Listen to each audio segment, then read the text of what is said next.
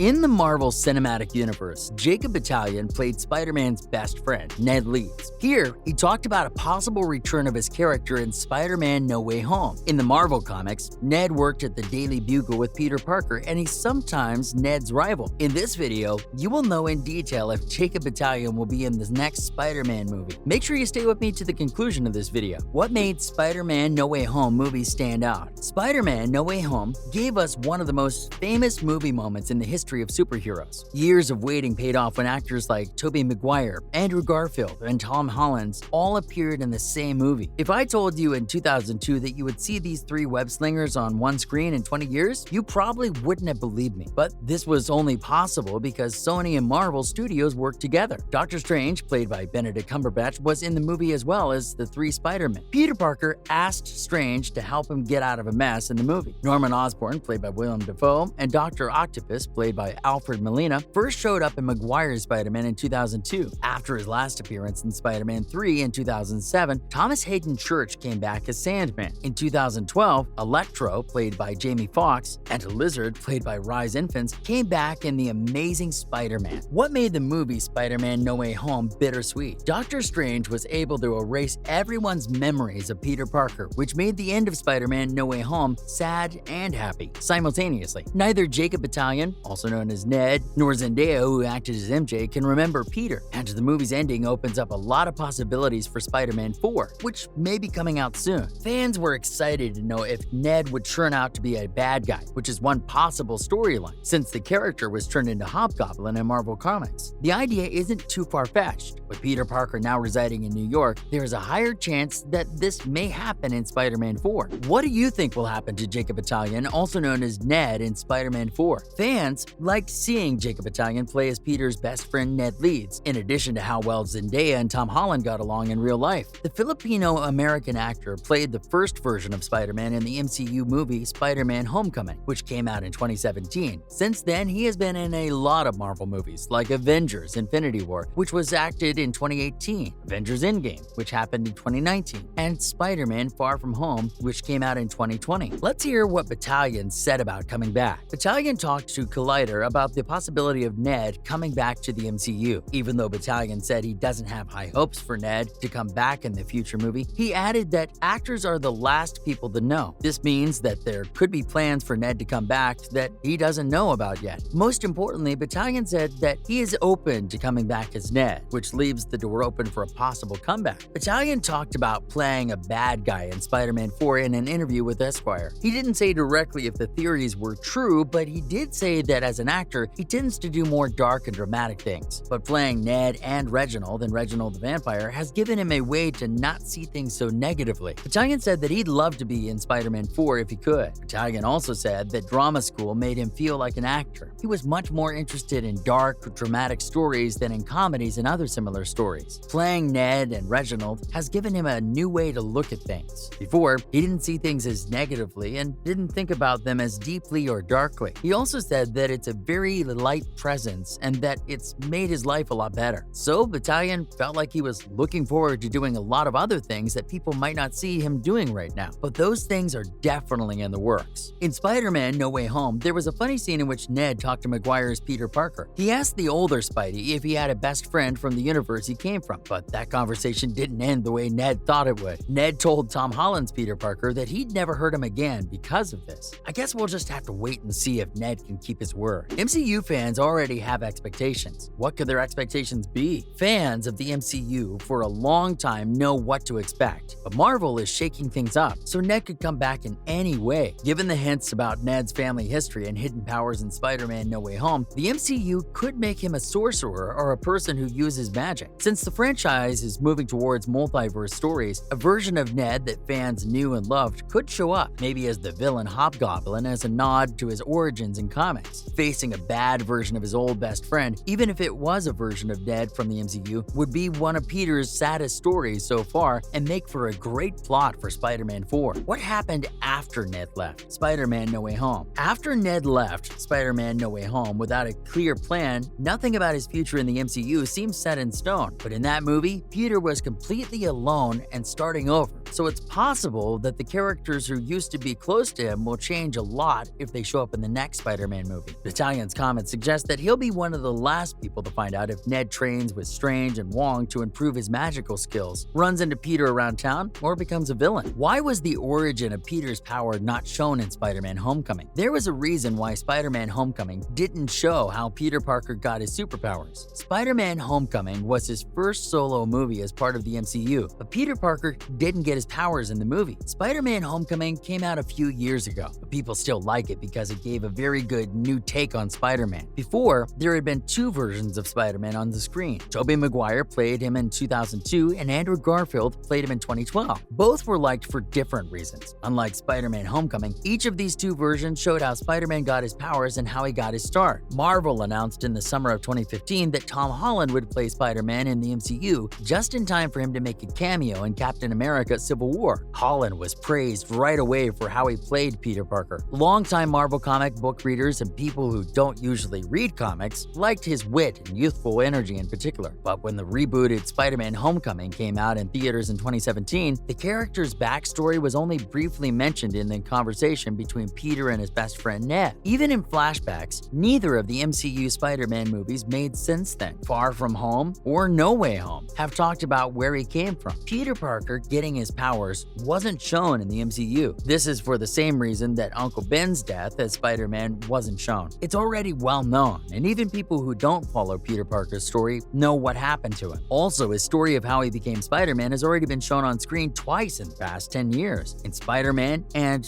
Amazing Spider-Man. Showing his origin story again would have broken up the smooth way Spider-Man was brought into the MCU, and to be honest, it would have been boring to do a third time. Smartly, Spider-Man Homecoming started later in Peter's time as Spider-Man, when he was already getting used to the idea that he has powers and dealing with problems that were much bigger than any other Spider-Man story. Spider-Man's appearance in the MCU was when Tony Stark asked him to join Team Iron Man in Captain America: Civil War. Peter Parker has to deal with going back to school right after fighting with the Avengers in Spider-Man Homecoming. He had met the Hulk, Thor, and all the other heroes who carry the world on their backs. It makes perfect sense that the filmmakers decided to skip the whole thing about how the radioactive spider got started. The MCU didn't spend 20 minutes showing Peter getting used to finding out he had powers. Instead, it showed Peter getting used to being a member of Earth's mightiest heroes. Even though there isn't a set date for Spider-Man 4, we're already looking forward to it a lot. Who knows if Ned will go dark and evil now that the MCU is getting bigger. That concludes today's video. If you found the video helpful, please consider giving us a thumbs up and don't forget to share the video with your friends and family. Also, do let us know what you think about Jacob Batalon coming back for another Spider-Man movie in the comment section. See you next time.